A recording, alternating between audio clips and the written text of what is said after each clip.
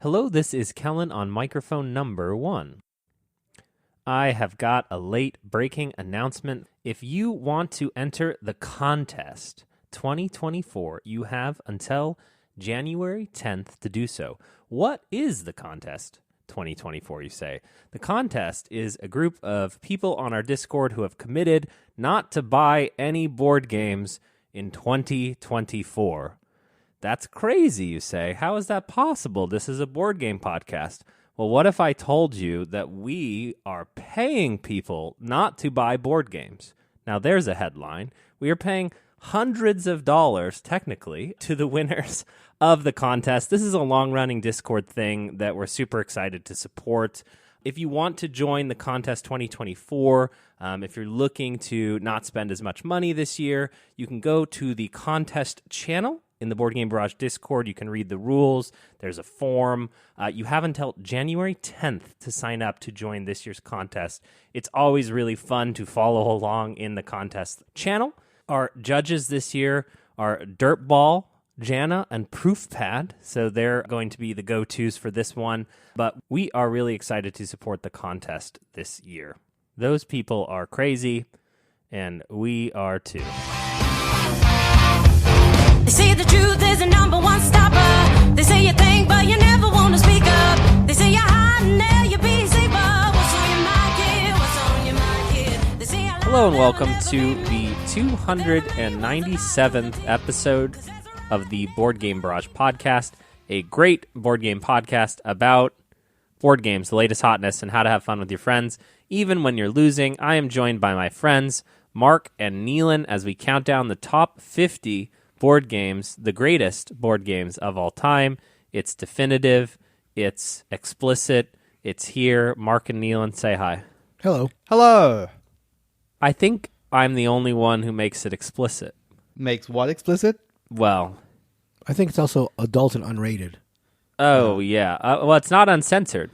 We It's not censored the uncensored. shit out of this. Yeah, it will be censored. And then you just make work for Mark because he's got to bleep out every I damn. appreciate this. But Yeah. here we are, counting down. So you got to make the beginning and the end good. Yeah. We are counting down the 30th best board game of all time down to the 21st best board game of all time. We'll be starting in the King's order. Mark, Kellen, Neilan. All right. As the first king, I will tell you about my 30th favorite game of all time. This was a game that was falling down my list. It has now rocketed up 18 spots. And that is thanks, I think, primarily to two of our favorite board game reviewers out there, Casey and Miguel of Brain in a Jar. I was fortunate enough to play Cuba Libre with them this year on one of their streams. You can probably find that if you do a search for it. Had a really fun time playing it and talking about Cuban history, as I'm wont to do, as these guys know very well. I will chew their ear off about Cuban history whenever I get the chance. But anyway, Cuba Libre is a coin game, counter-insurgency game. For those who aren't familiar, sort of feels a little bit like Root, where there are different factions. Each of them play the game very asymmetrically or out for different goals. Cuba Libre, obviously, following the Cuban Revolution. The game itself is fantastic. The asymmetry, the different ways to play, really, really fun. But when you add a layer of history and it gives me a chance to sort of dive back in. I remember after playing this game, I went to our Discord at boardgamebarrage.com/Discord and told people about it, and they recommended podcasts to listen to about the Cuban Revolution, which I really liked. And so, yeah, if you're a history buff, go out and check these coin games out. Pick the coin game that speaks to you in terms of a historical sense, and I think you're going to have a really good time. So that is my 30th favorite game of all time, Cuba Libre. Since I know nothing about Cuba Libre, I will just move directly on to my 30th favorite board game of all time. I would say that this, my 30th favorite small box card game, is the game I have played the most out of any game of all time, and that is Coloretto. Coloretto it's so interesting how you have different games that fill different niches within your collection. And Coloretto, for me, is the featherweight game that even gamers will be interested in playing, and that is on account of the fun scoring mechanisms and the hops with which you put cards in that have agonizing decisions because you don't want to make it too good. I love making a hop that is a poison chalice. Neilan really wants the orange cards, the orange geckos. Are they geckos? Yeah, I'd say they're geckos. No, are they chameleons? Are geckos chameleons? Basically, like, Neilan wants the 2 orange geckos, but I put him on a pile with a negative point card. And Neilan has tryharded the game enough to know that it's a poison pill. He's not going to score any points, but he will still pick them up because he wants the orange geckos. That is the saga of Coloretto. How many sagas could exist in this infinite box of wonder? My 30th favorite board game of all time, Coloretto. Yeah, Coloretto is fantastic. It just slipped off my top 50 this year, but it's been in my top 50 every year prior. Fantastic, excellent filler small box card game. Love it. My 30th... What is life but a fill that we fill our lives with? Exactly. Time. If you think about it, every game is a filler, really, under that Until we context. die. Yeah. My 30th favorite game of all time is Watson and Holmes. This has slipped quite a bit down my list, and I'll be honest, it's based on the fact that after a couple of recent plays, the shine has started to wear off a little bit. I love a murder mystery. I think the thing that's so hard with Watson and Holmes is it's so particular that unless everyone at the table is bought into the shared idea of it, it's hard to get everyone engaged in it. Like, you have to really love these style of murder mystery type games, and you have to be excited at the idea of withholding information. And it's just so specific. It's so specific. And it's also harder to buy into than something like Sherlock Holmes Consulting Detective, in my opinion, because that game is cooperative. If there is a mismatch in energy at the table, that kind of all just coalesces into a shared cooperative vibe. But if someone at the table is not pulling their weight in Watson and Holmes, the game kind of just doesn't get that sort of spice to it, where you feel like you're really finding the crucial piece of information and doing everything in your power to like stop someone else from getting that. That said, I still love this game. It's still so novel and interesting. I think the idea of a murder mystery deduction game where you are racing and auctioning to find the crucial points of information, and that still allows for multiple paths to the solution, is just really, really novel. That is Watson and Holmes. I do think this passes the... like, it's so novel, nothing else is doing it test. Absolutely. Very good. Interesting game. Not a game that I would think that I would like, but every time I've played it, I've really enjoyed. So, yep. All right. My 29th favorite game of all time. I spoke about Knizia 2 games ago, and so we are returning to the great master himself with his take on train games. This is Stephenson's Rocket, which is up 18 spots from last time. So this is Knizia's take on train games. You've got the tile placement that comes with train games. You've got the stock ownership that comes in train games. And you've got sort of the brutality that comes in, I think, some of the best train games. But what makes it even more brutal, and the twist I like about it so much, is the fact that if you own a share in a train and somebody else owns a share and they try to move that train, you potentially can veto their move and move it somewhere else. That has always been a twist that I've really, really enjoyed. I would say that if you're looking to try this game out, I would really, really encourage the newest edition. I think sometimes newer editions of games can be a little like too much, but the upgrade in quality between the original version and the latest version makes for just a much better experience. If you like cube rails, if you like train games, if you like Knizia, I think you owe it to yourself to try Stephenson's Rocket, my 29th favorite game of all time. Very good. I love Stephenson's Rocket. It was on my top 50 and has fallen out, but I own it and could never see myself getting rid of it. I'm looking at my list now. I don't know that I have any Reiner Knizia games in my top 50. Oh, wow. No Raw? I don't with Raw. Okay. No Taj anymore? Taj and Babylonia were the two. And I love Taj Mahal. I just haven't played it in 4 years. But sad. All right, new era. My 29th favorite board game of all time. Neilan goes to parties and pulls out fun facts. I go to parties and pull out So Clover. This was a game that just made it onto our top 50s the year that it came out and has slowly wormed its way into the must-play party games. I really like this one. Essentially, you are connecting words together. So you have to come up with a conjunction between two seemingly disparate words 4 times, and then every player but you will try to recreate your board together in a collective whodunit. And that is really funny. You're sitting there trying not to laugh as they're coming up with ridiculous theories of why this word relates to that word. Just a really excellent game. There's riffs. It's similar to Codenames in some ways. We just played this Nigoichi, similar to that in other ways. But again, if I'm putting together games for a party, So Clover works across multiple player counts. It's cooperative. It's almost the first game in the bag right now, which gets it a place in my top 50 games. Yep, this is a great one. My 29th favorite game is technically a new entry, but is kind of basically my stand-in for all of Undaunted. This is Undaunted Stalingrad. This is a weird one to choose as the specific Undaunted game because it's not necessarily the first game I would recommend to people, but it's easily the best time I've had with Undaunted as a franchise. Undaunted is primarily at its heart a deck builder, but one that marries deck building with old school wargaming where you are rolling dice. You are the highs and lows of missing and spectacular hits and shots across the map that like clinch the victory from the jaws of defeat. Like that is what Undaunted is, but it is just married with this really clever system of reinforcing your army and bolstering it at crucial times with the most tactically correct decision from your army supply.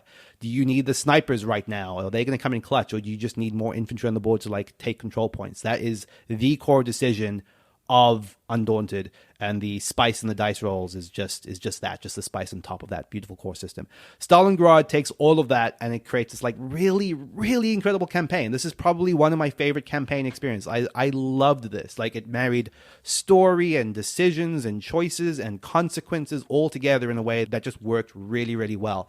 It's very legacy-ish in that you don't know what you're unlocking on any given subsequent play, but it is fully resettable, which is a great boon in my opinion. I would hesitate to say that this is the game to buy if you want to try Undaunted, but if you've played a game of Undaunted in the past, you know you're going to like it, I would say jump in feet first. It's so good. That is Undaunted Stalingrad. I need to play more Undaunted. I've played criminally low amounts, and I think it'd be a game that I would really enjoy. You don't want to know my thoughts on this. All right, so Stephenson's Rocket was Train Games Part 1. This is Train Games Part 2, my 28th favorite game of all time. This is a dark middle chapter because this is down 15 spots, and if I don't get a 18xx gameplay this year, my vow to listeners is that 18xx games will drop off the list because I did not get a chance to play 1830 this year, and it's hard to justify it being on the list because of that. Whenever I think of 18xx games, I just remember how much fun I had playing them. 1830 is one of the granddaddies of the genre.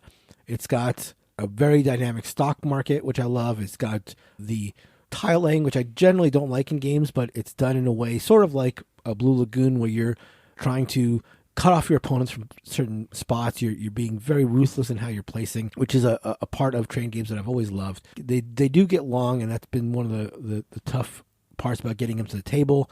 I know there are digital implementations, but it just don't work for me if I'm playing them asynchronously. So this is the year that I've got to get 1830 or one of its progeny.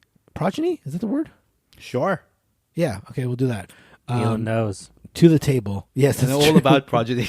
Good point. So down 15 spots, 28th favorite game of all time, 1830, Railways and Robber Barons. But I got to get it played this year. Mark, I have a feeling that this next year is going to be the year that I finally play an 18xx game. We got to do 1889, bro. Yeah, I have 1889. I have it. Okay. Do you have the thing? I have like an old printed. I'm supposed to have the new Kickstarter, but it never arrived, and they're claiming it arrived, so I'm currently in a little email exchange. I see. But I will have it because I win email exchanges. That's what I do for a living. My 28th favorite board game of all time is a Euro. It is a Euro with amazing player interaction. That is my sweet spot, right? I'd fill this list up with 50 Euros if they had amazing player interaction. But these designers don't give me what I want. They give the people what they want. Care Bear Multiplayer Solitaire, which cannot be found in Keyflower. An absolutely spectacular mix of worker placement, mix of auctioning, a strange sense of timing. Do I want to participate in the auction for new tiles, or do I want to start using worker placement spots? Literally, that's your turn. And you can also use other people's spots. You're like, what? Well, why would I get my spots? Well, you get your spots because then in the future, you get those workers with which to bid in future parts of the game. So you are auctioning off tiles that you want, You're picking ones that you think will be particularly important for that game because they'll be popular spots. You have combo engines. You have some spatial. Yeah, it has spatial. I know. I don't like spatial.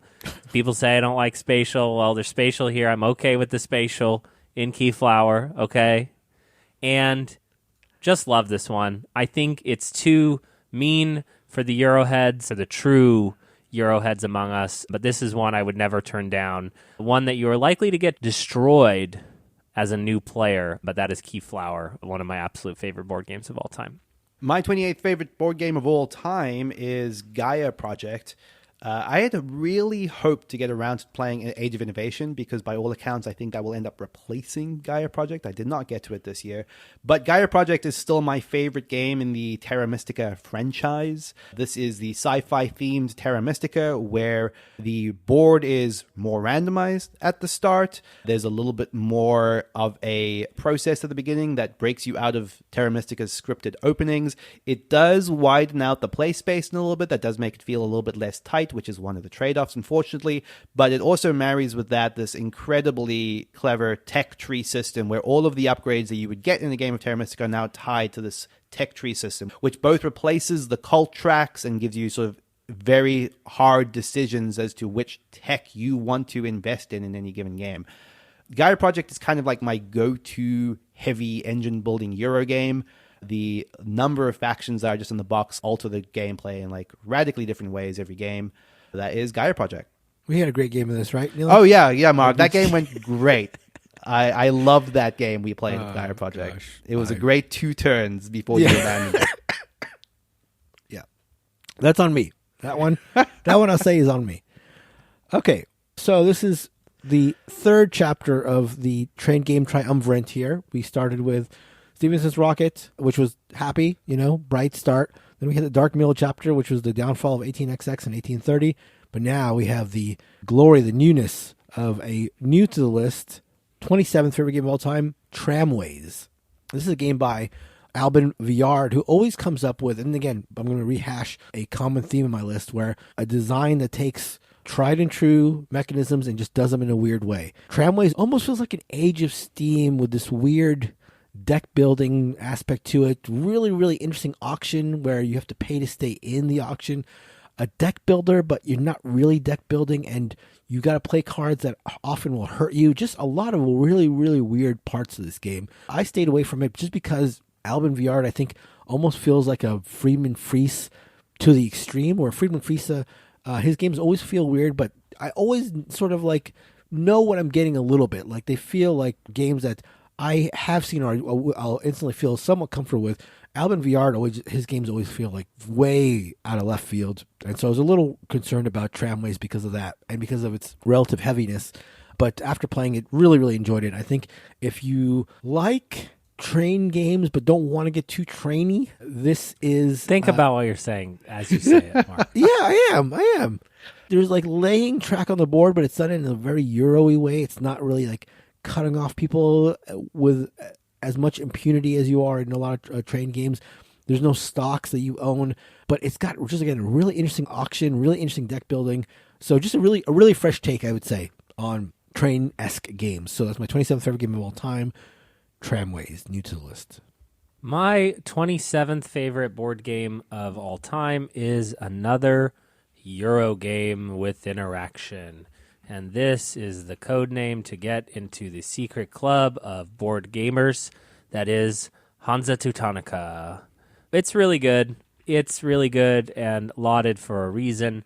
You are trying to connect cities together, but more importantly, you're trying to place your pieces in such a way that other people will bump your pieces because then you get more than if you just played them straight. So it's this weird mix of incentives where you're trying to get in everyone's way. You're trying to complete your objectives. It's combined with a really simple yet fun upgrading system where you're looking at your own player board. Not all player boards are bad. Most are, but not all. And you are upgrading your ability to carry things or to visit certain types of cities. So a fun little upgrade situation going on. I would never turn down a game of Hansa Teutonica, my 27th favorite board game of all time. as we count down these lists, all I think about is why did I waste my hundreds and hundreds of plays this year playing new when I could be playing games like Hansa, Teutonica, and Keyflower? My 27th favorite game is definitively not a Euro game. This is probably the king of the licensed thematic games, in my opinion. This is War of the Rings 2nd Edition. I can't think of any other big box game other than, say, Dune, that is like comparable in the realm of just like marrying theme and just a big thematic experience together and doing it as well as War of the Ring does. What about Star Wars Outer Rim? Nope. Neilan. Absolutely not. I am coming off high of having just rewatched the Lord of the Rings trilogy in 4K, and I am all about more War of the Ring in my life. The wild asymmetry of this game where one player is playing as the Shadow and their core objective is just to be as oppressive to the Fellowship as possible, hitting bastions across the world while trying to corrupt the Fellowship, and the Fellowship players are both trying to defend by the skin of their teeth onto these strongholds while getting the Fellowship snuck into Mordor. I think it's just such a clever dynamic. It feels like you're playing two games wildly asymmetric at the same time, where one side has like a battle advantage, one side has this sort of sneaky, tricksy advantage to them, and it just works so well. When the cards that come out that say, oh, you thought you had Isengard? Well, take this. Here are my Treebeard and Ents. That can feel but if you know Lord of the Rings and you know the way the story goes, you should have expected those moments to come. And that's kind of what I love about it. It's just one of those things where you can't be too mad because it's effectively remixing and telling the story of Lord of the Rings just in this epic sprawling game. That is not as crazy long as I think it's maybe reputed to be. I think that this game can be played cleanly in 2 to 3 hours, which is certainly not on the scale of the 5 to 6 that I often see purported by a lot of people. I love War of the Ring 2nd Edition. Thank you so much to Daniel Longtime Sunshine for introducing it to me and being my longtime player of this. My longtime sunshine, if you will. That is War of the Ring 2nd Edition. Okay, so we're out of the train games, but we're going to return to Knizia with my 26th favorite game of all time, up 3 spots. May not be as thematic as Lord of the Rings, but I would argue is one of Knizia's more thematic games. This is Modern Art. If you are a fan of auctions, you should play Modern Art. It's got auctions upon auctions, got auctions any way you want to do auctions. And also, it's got this interesting system that I think mimics the way we think of the high end of the art world, where if you are into a artist that is currently hot, you're going to make a lot of money. But if they suddenly fall out of favor, their stuff is worth nothing. But if they come back, then all their previous hotness sort of like adds to their value. And I just think it's a really interesting way to integrate a scoring method with a theme. And I've always enjoyed that about Modern Art, where you can see why the theme works for it. And above all, it is a Knizia auction game, and, don't get much better than that in board games. So my 26th favorite game of all time, up 3 spots, Modern Art by Knizia. Another one that just slipped off my list this year. I've had Modern Art in my top 15 previous years. Fantastic auction game. Love it. I have the best version of Modern Art, Mark. I just want to brag. I know. It's Stamps. called Stamps. Ever heard of it? I have. Or I guess you can't say ever heard of it right after you correctly identified the edition that I had. I must come clean here in the 26th best board game of all time. For many years, I was a hipster, and I said, you have to play Delt. You have to play Cross Carrier. It's better than the other game. But Oh, my God. this year, I played both of them back to back. I'm on the edge of my seat here. And Scout is a better game. Oh, my God. The 20... Wow. People change. No, that's People true. learn. This They is groundbreaking, grow. though. And I will now mark time as B, S, and AS. Before Yes. Scout and after us. Scout. But I want to be clear. This does not include the new Oink edition, for it is ugly, and includes the hipster. So now I can be hipster about something Oh, there you go. Thank within God. Scout. I need something. We were close there. You need the... Close to a real breakthrough. Scout is an amazing card game where you can't move the cards in your hand, but you're trying to make combos. You're trying to shed your cards. One I just love playing. Everyone I've played it with adores it. Have not had a bad game of Scout, and one that I would encourage everyone to seek out if they have any interest at all in the genre. My 26th favorite game of all time is actually more about how much I want to be playing this game. It is Yellow and Yangtze, because I don't know that I have actually played this in the last year, and it somehow moved up on my list. But I just love Yellow and Yangtze. This is my Tigris and Euphrates representative on this game, if we can call it that. Of the two, this is the one that I prefer, although Tigris is a fantastic game as well. I think the thing I like the most about Yellow and Yangtze is it just feels like a little bit less explosive. And I know that that's going to sound like a bad thing, but I think the thing that happens in Tigris and Euphrates a lot is that from one turn to the next, the board state is so irreparably altered that anything you had going on is just like somehow just entirely blown apart. Yellow and Yangtze just feels a little bit more stable. It allows a little bit more for like long-term planning, which is kind of a little bit more my speed. And I just think that the production of this is phenomenal. I love the colors. I love the boldness. I love the way that now every color has like a little secondary power associated with it as well. That is Yellow and Yangtze.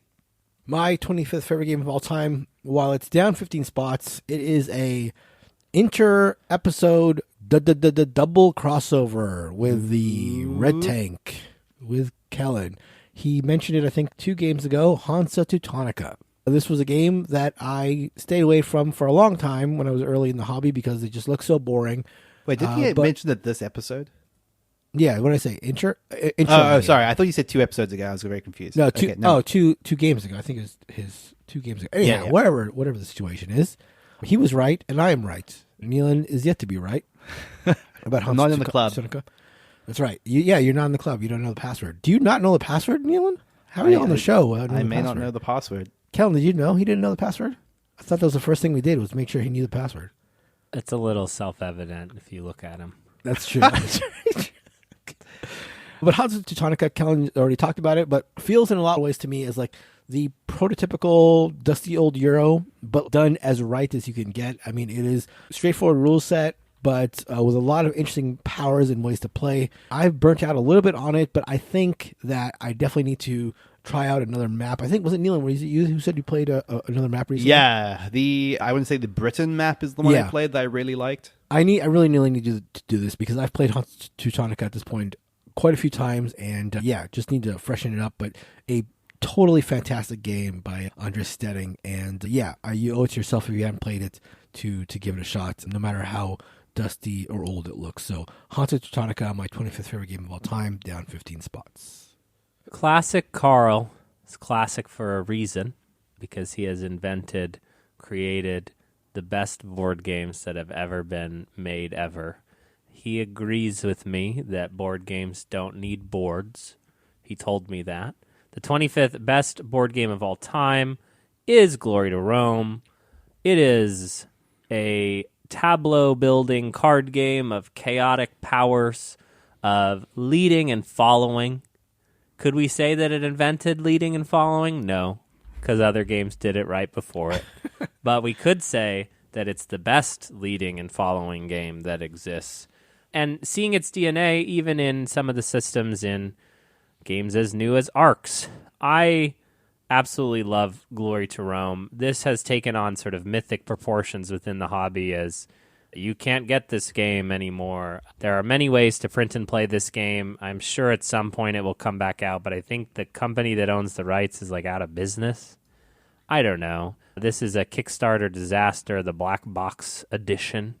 I think this game stands on its own as a crossover of crazy combos with more restraint in it than innovation.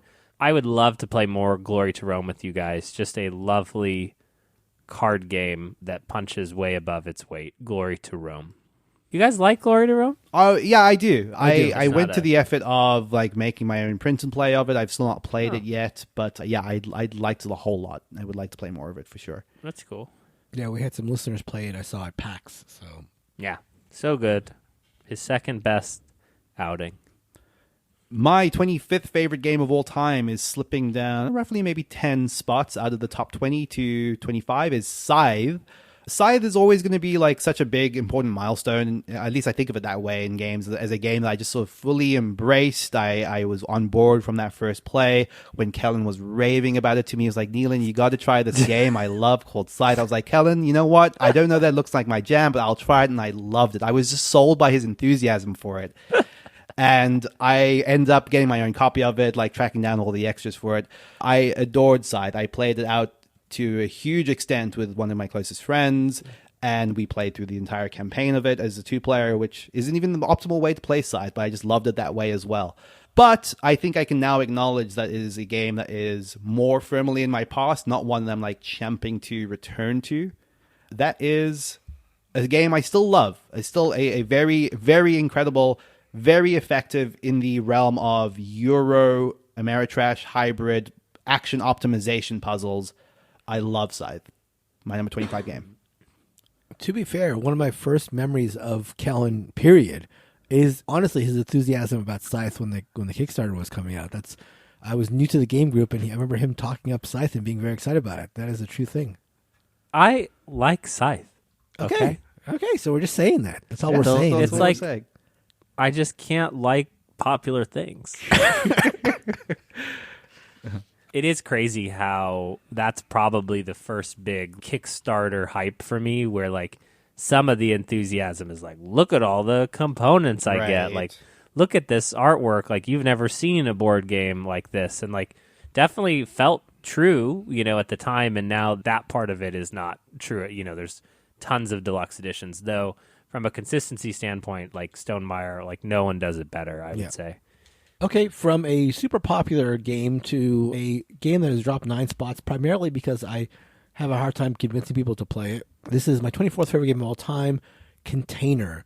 So Container, while it's hard to get to the table because it is a very harsh, very clear economic game, I will say on the other side that it has a very, very simple rule set. Unfortunately, the rule set involves manufacturing goods and selling them and trying to eke out very, very, very small inefficiencies in the market. This is a game where you are trying to nickel and dime your opponents to death. It's got some board gamey twists with the end, with the way scoring works, but at its core, the essence of it is a very flat out black and white economic simulation where you're sort of representing all the parts of an economic chain and just trying to, again, just eke out little small victories here and there to try to overcome your opponent. Not for everyone, but a game that I enjoy getting at the table here and there for sure. My 24th favorite game of all time, Container. I'd say very high on the list of games I want to like more than I do for whatever reason. I get that for sure. My 24th favorite board game of all time is a small box Japanese card game. I should just get a little buzzer that can say that for me so I don't have to. This one comes to us from one of the masters, Taiki Shinzawa. This is American Bookshop. This is the perfect lower player count, mean, feisty, trick-taking game that I will always pull out. The crux of it is that tricks can end in one of two ways. Either the trick ends as normal or someone sort of bails out the total value of the cards reaching a certain threshold. And in that case, whoever broke the trick takes the scoring. So it's really, really annoying, and you can just be really, really mean and rude to someone else, which I really love. It's very tight and simple. I feel like a lot of the trick takers that we're seeing right now are just, what if we have 17 twists in it?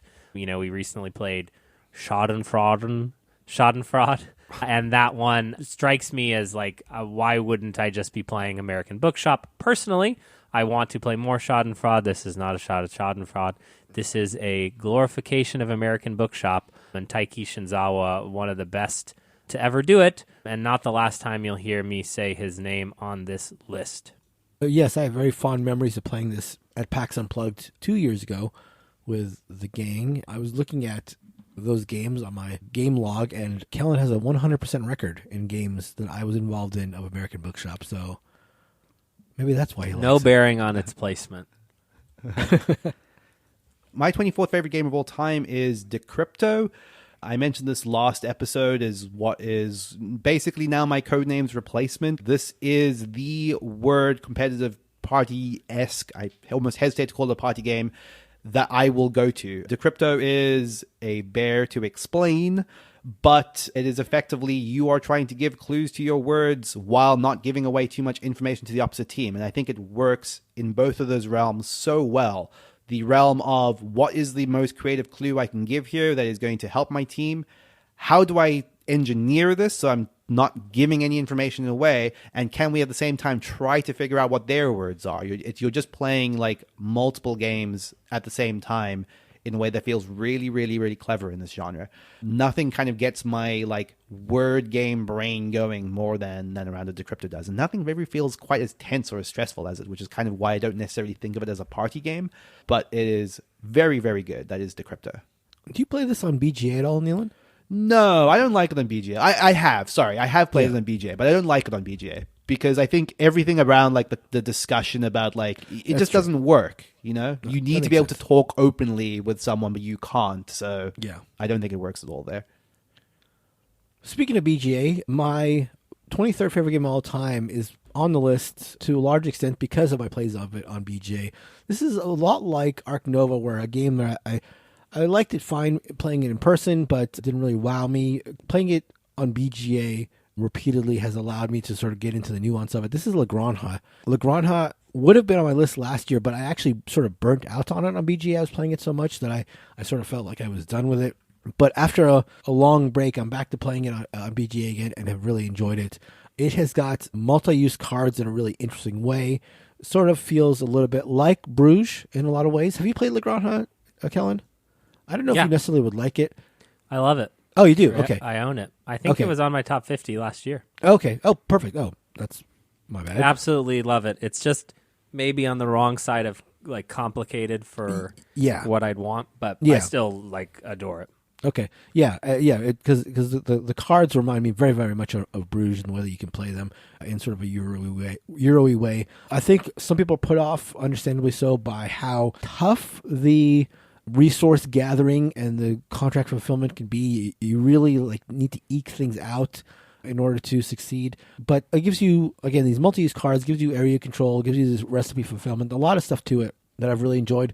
I have not checked out the new version by, I guess, Awakened Realms, is that correct? That I believe is a little bit over the top, but I still have a copy myself of the older version, and that is just fine for me. My 23rd favorite game of all time is La Granja, which I'm sure I mispronounced. My 23rd favorite board game of all time comes to us from a board game master, Sid Saxon. This has slipped out of my top 20 by virtue of my friends being not good at being the boss. If you can take corporate America by the bull horns, then you could play I'm the Boss too. A game of negotiation, a game of clever wits, a game of shouting and screaming, a game... When Kurt said to you, Neilan, like, we won't play I'm the Boss next time, it was very funny. A game that can inspire some sadness. It is a series of deals that you are making where you might need Neilan's character, you might need Mark's character, and you might need either Christina or Kurt's character, and that leads to a bit off between Christina and Kurt. I find this to just be, like, in every way, a quintessential negotiation game. Again, not to compare everything to the new hotness, Zoo Vadis, but if you actually like negotiation, you would like I'm the Boss because that's all there is to it. It's very harsh and stupid. It's a dumb game. I'm trying to come up with how to categorize dumb games. You know, people are talking about Magical Athlete right now, and that is a dumb game. Okay, that's stupid. You don't want it. This is a dumb game that you do want. You should own I'm the Boss if you like negotiation games. This is just silly, but hyper-competitive with the right group. Me and my brother and his friends will try hard the absolute out of this, where people are trying to keep track of how much money everyone has, negotiating ever-complicated deals. I have such fond memories of I'm the Boss and could never part with it. My 23rd favorite game of all time is another Reiner Knizia game. This is The Quest for El Dorado. I do have to acknowledge here that I adore Dominion. Dominion I respect a huge deal, and especially for like when I was introduced to the hobby. But I much prefer the way deck building has evolved from that core, and I think that Quest for El Dorado represents this to the highest degree. Marrying deck building with a game of strategic racing and player blocking, I think, is just one of the simplest takes on deck building plus, and it's one of the ones that works the most effectively for me. It is a very simple game at its heart. Get cards that allow you to move through different terrain types and find the most efficient route while trying to block other players in the process. Very simple objective, just be the first person to get to El Dorado. I love Quest for El Dorado. It is an excellent, excellent deck building race game. My 22nd favorite game of all time is down 3 spots. This is the Cole Worley PAX Pamir 2nd Edition. This is a game that, like a lot of Cole Worley's designs, is beautiful. The production is absolutely beautiful, but also, unlike most games you've ever played, I've said before that I'm a big fan of the flavor text on this, to Kellen's chagrin, and being able to play it now on BGA and read that flavor text at my leisure in an async game, God, that is glorious. You know what I mean, Kellen? I can take all the time I want to read about these ancient Afghans and British and Russian people and times and events. So I've enjoyed that. If that's what you're most excited to do in your alone time sitting with the computer on the internet, go right ahead, sir. That's right. But I've also, now that it's on BGA, another BGA shout out here, I've also got a chance to sort of appreciate the gameplay a little bit more.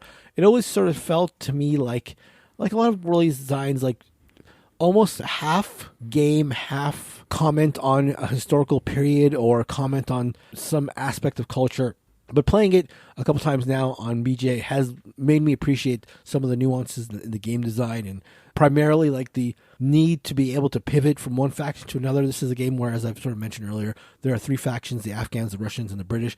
And depending on who's currently in power, you've got to sort of like either sway the board state to your faction's position, or if you know you're not going to make it and you see other people all line up under one faction, you've got to determine like, hey, do I stick it out with the Russians, or now that everybody's gone Afghan, do I need to pivot now somehow really quickly and get myself in there? Or alternatively, can I throw a spanner in the works and just sort of hold things out a little bit and able to pivot on a more complete, slower basis if I just can hold them off a little bit for now? So a lot of interesting things to consider. A game that I've enjoyed for a number of reasons. 22nd favorite game of all time, PAX Pamir 2nd Edition.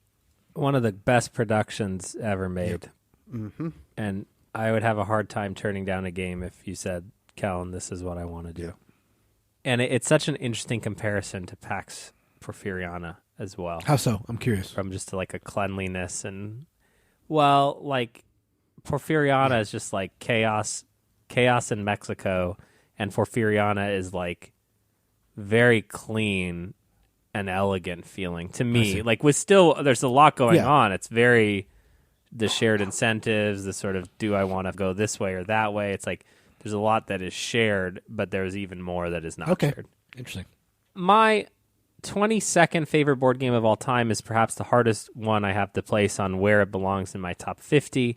This is Diplomacy.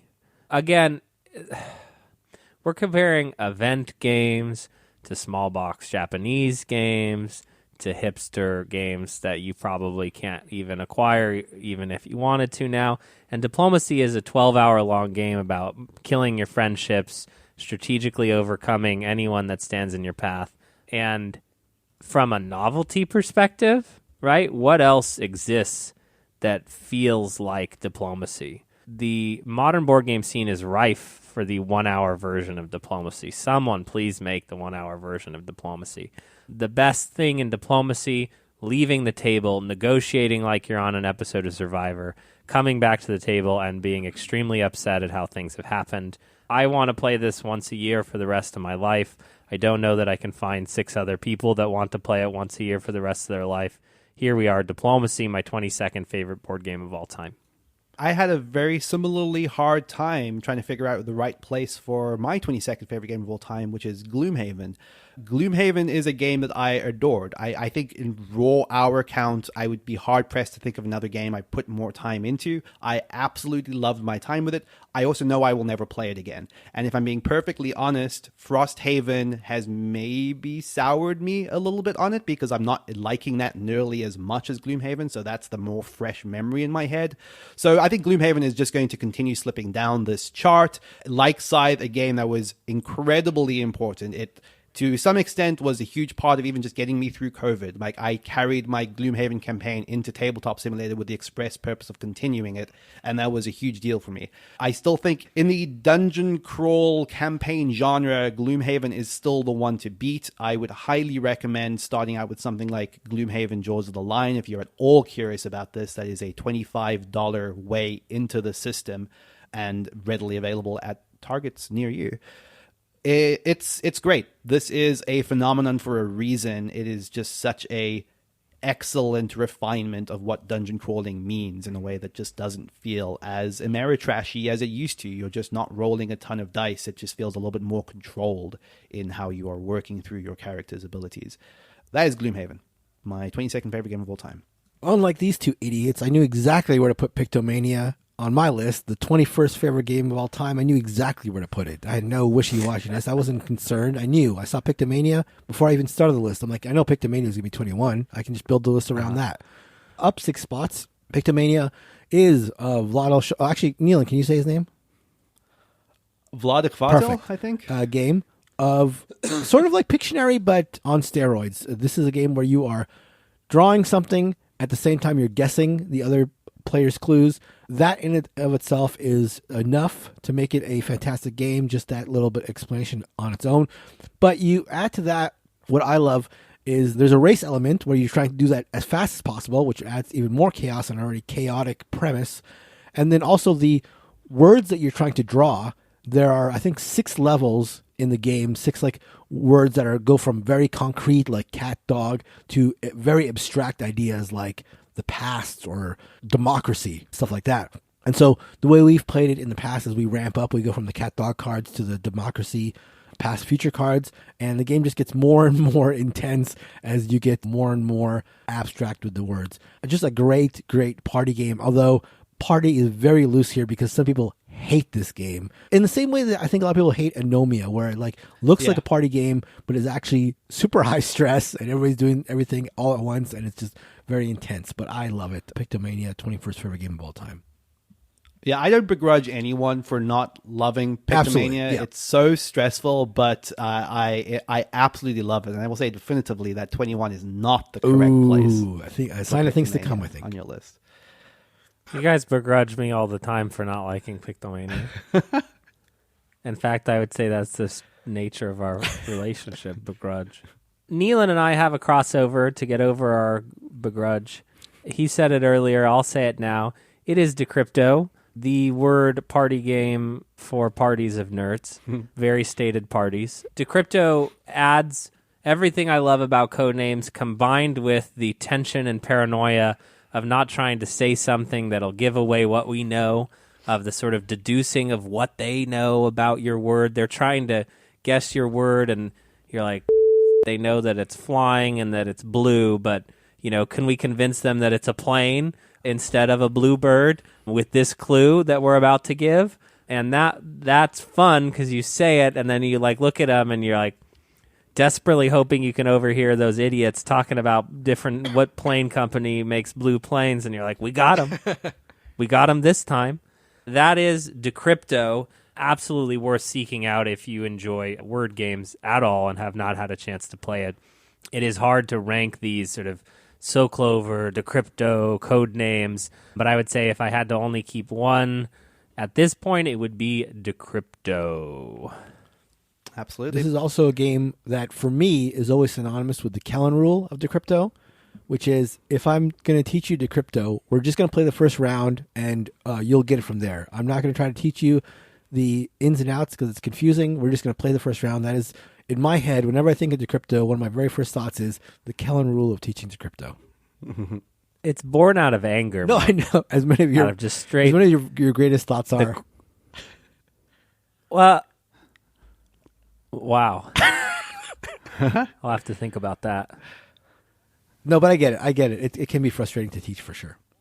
For my 21st favorite board game of all time, I want you to picture Mark and Kellen sitting at the bar.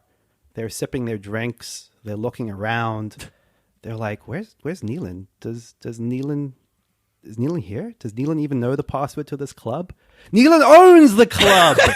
Hansa, Teutonica. No one loves them more than I do. Oh wow! The 21st favorite game of all time. Triple crossover. First triple crossover. Hansa, Teutonica is fantastic. What a way to end the episode. Can we just say that? Wow. What a game. It's my nightclub. It's great. Hansa, Teutonica is everything you want in a dry Euro game, which is to say that it's interactive at its core. It's about player blocking. It's about putting yourself out there to get rewarded later and doing that in a way that hurts other players, in a way that benefits you. It's so good. Hansa, Teutonica is fantastic. Amazing. My goodness. We were sitting at the club, and then we looked up. Couldn't find Neilan. We looked up at the owner's box, and he's just there. Yep. Staring at me. us. My gosh. Oh, dear.